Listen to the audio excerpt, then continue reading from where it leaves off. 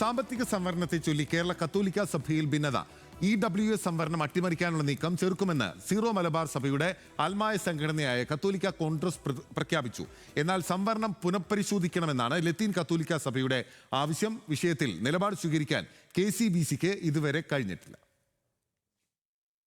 മുന്നാക്ക സമുദായത്തിലെ സാമ്പത്തികമായി പിന്നാക്കം നിൽക്കുന്നവർക്കായി ഏർപ്പെടുത്തിയ സംവരണമാണ് EWS.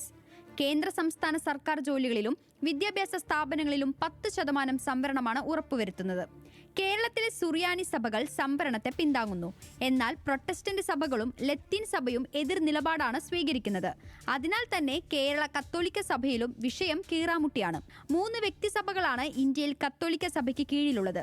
ഇതിൽ മുന്നാക്ക സമുദായത്തെ പ്രതിനിധീകരിക്കുന്ന സീറോ മലബാർ, സീറോ മലങ്കര സഭകൾ സാമ്പത്തിക സംവരണത്തെ അനുകൂലിക്കുന്നവരാണ്. പിന്നാക്ക സമുദായത്തെ പ്രതിനിധീകരിക്കുന്ന ലത്തീൻ കത്തോലിക്ക സഭയാകട്ടെ ഇതിനെ എതിർക്കുന്നു.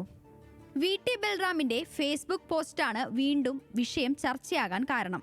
സാമ്പത്തിക സംവരണത്തെ അട്ടിമറിക്കാൻ ആര് ശ്രമിച്ചാലും പ്രതികരിക്കുമെന്ന് സീറോ മലബാർ സഭ മെത്രാൻ സമിതി പ്രഖ്യാപിച്ചു. ഇത് സഭയുടെ സമുദായ സംഘടനയായ കത്തോലിക്ക കോൺഗ്രസും ഏറ്റെടുത്തു. സംവരണത്തിന്റെ ആനുകൂല്യങ്ങൾ അനുഭവിക്കുന്നതിൽ വലിയൊരു വിഭാഗം സംവരണാനുകൂല്യം ഇല്ലാത്തവരോടൊപ്പമോ അതിൽ കൂടുതലോ മെച്ചപ്പെട്ട നിലവാരത്തിലേക്ക് എത്തിയിട്ടുണ്ട്.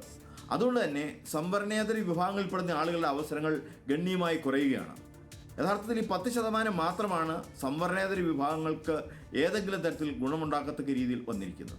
എന്നാൽ സാമ്പത്തിക സംവരണം അംഗീകരിക്കാനാവില്ലെന്ന നിലപാട് ആവർത്തിക്കുകയാണ് ലത്തീൻ കത്തോലിക്ക സഭ. അനർഹർക്ക് വളഞ്ഞ വഴിയിലൂടെ നേട്ടമുണ്ടാക്കുന്നതാണ് സംവരണമെന്നാണ് ആക്ഷേപം. സംവരണ മാനദണ്ഡങ്ങൾ പുനഃപരിശോധിക്കണമെന്നും KRLCC ആവശ്യപ്പെടുന്നു.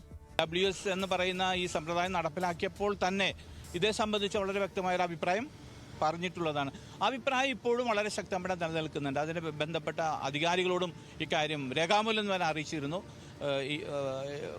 ചെയ്യാൻ കഴിയുന്നത് ഗവൺമെൻറ് ചെയ്യാൻ കഴിയുന്ന ഒരു പ്രത്യേകമായ ഒരു കമ്മീഷൻ നിയോഗിക്കുകയും, ജാതി സെൻസസ് ആണെങ്കിൽ ജാതി സെൻസസ് ഒരു കമ്മീഷൻ നിയോഗിക്കുകയും മുന്നോക്കക്കാരുടെ എണ്ണം നിശ്ചയിച്ച് അതിൽ ദരിദ്രരുടെ സാമ്പത്തികമായി പിന്നോക്കം നിൽക്കുന്നവരുടെ കണക്ക് പരിശോധിച്ചിട്ട് അതിനനുസരിച്ച് സംവരണം പുനഃക്രമീകരിക്കാം.